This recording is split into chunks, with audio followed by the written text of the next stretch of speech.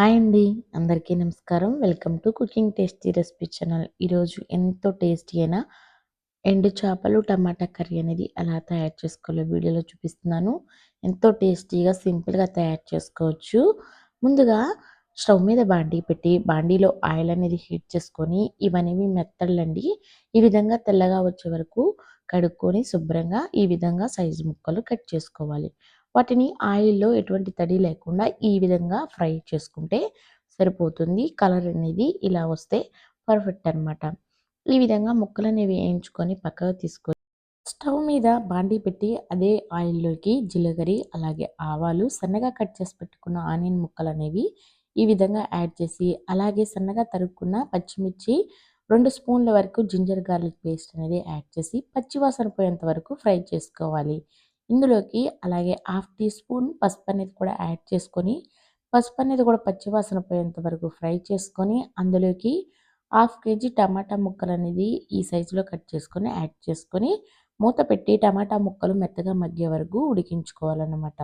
ఈ విధంగా మూత పెట్టి మగ్గించుకున్న తర్వాత టమాటాలనేవి ఈ విధంగా నీరనేది వచ్చేసి ముక్కలనేవి ఉడికిపోయిన తర్వాత అందులోకి ఒక గంటెతోని ఈ వీడియోలో చూపిస్తున్నట్టు కాస్తంత చింతపండు పులుసు, అలాగే కాస్తంత వాటర్ అనేవి యాడ్ చేసి రుచికి సరిపడా సాల్టు, అలాగే రుచికి సరిపడా కారం అనేది యాడ్ చేసుకోవాలండి. నేనైతే ఒక స్పూను ఉప్పు, అలాగే 2 స్పూన్ల కారం యాడ్ చేశాను. ఇదంతా బాగా కలుపుకొని మూత పెట్టి మరొక 5 నిమిషాల వరకు లో ఫ్లేమ్‌లో మగ్గించుకుంటే సరిపోతుంది.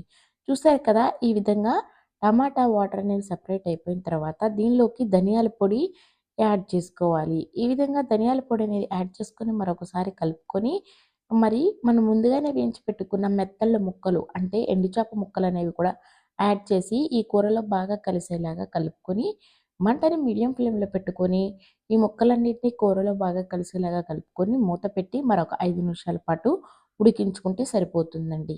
ఎంతో సింపుల్‌గాను టేస్టీగా ఎండు చేపలు టమాటా కర్రీ అనేది ఈ విధంగా తయారు చేసుకోవచ్చు. ఫైనల్‌గా కొత్తిమీర అనేది యాడ్ చేసి మనం సర్వ్ చేసుకోవడమే. ఎంతో సింపుల్‌గా టేస్టీగా మెత్తళ్ళు అంటే ఎండు చేపలు టమాటా కర్రీ అనేది ఈ విధంగా తయారు చేసుకోవచ్చు. నచ్చినట్టయితే లైక్ చేసి సబ్స్క్రైబ్ చేసుకోండి. Thanks for watching.